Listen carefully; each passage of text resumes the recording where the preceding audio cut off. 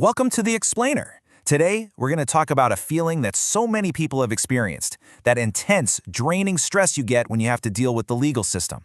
We're going to break down why a system that's supposed to deliver justice can so often feel like a personal attack. So, let's just dive right in. Why does seeking justice sometimes feel like you're gearing up for a fight? We're about to pull back the curtain on the powerful and often invisible psychological forces that are at play here, and we'll look at what the science tells us about how our brains actually react under all that pressure. You know, the root of this problem isn't always about malicious people or broken laws. A lot of the time, it's actually a fundamental mismatch between the way the legal system has always done things and, well, our basic human psychology. We're going to see how the system's design can pretty predictably clash with how our brains are wired to handle stress and build trust. And that brings us to this really key concept, performative adversarialism. It's a bit of a mouthful, but what it means is that in a legal setting, communication is often less about finding the truth and more about strategic dominance. It's about winning an argument, not about creating understanding. And that approach, well, it turns conversation into a weapon, creating a mentally exhausting environment for pretty much anyone who isn't a trained legal pro. So where does all this hostility even come from? Well, let's dig into a professional ideal called Zealous Advocacy. It started out with a good intention, to make sure everyone got a strong defense, but we're about to see how its modern interpretation can seriously backfire. What's so fascinating here is the evolution you can literally see on the side. This idea of zealous advocacy, it started as ethical diligence, this noble duty to protect a client. But somewhere along the line, it often morphed into this performative adversarialism we were just talking about. The focus shifts to just looking aggressive, to winning at all costs, and that can end up doing real harm to the very people the system is supposed to be helping.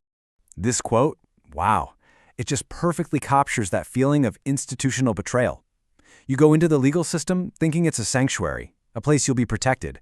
But when the people who are supposed to be the guardians of that sanctuary act like adversarial gatekeepers, it can feel like the whole system is attacking you instead of helping you.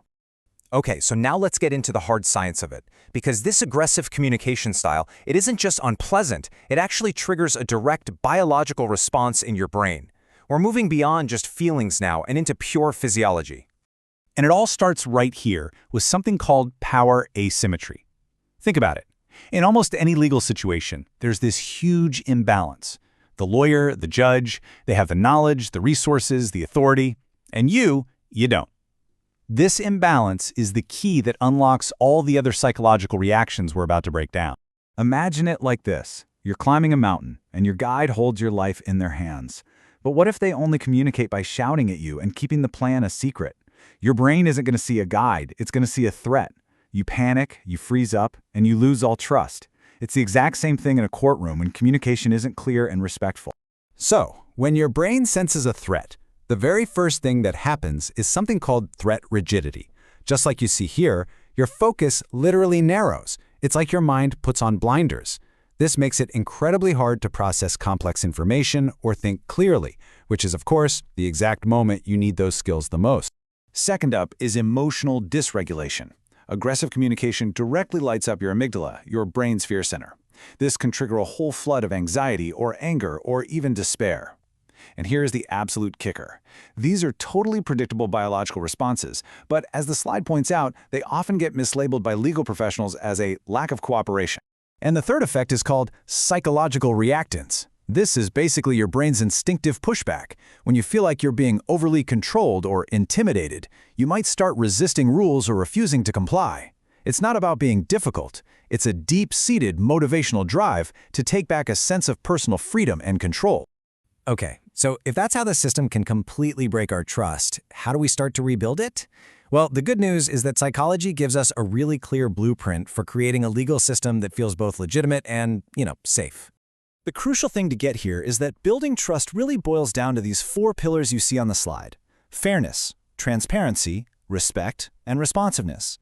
What's so amazing is that research shows people are often more willing to accept a negative outcome if they truly believe the process itself was fair.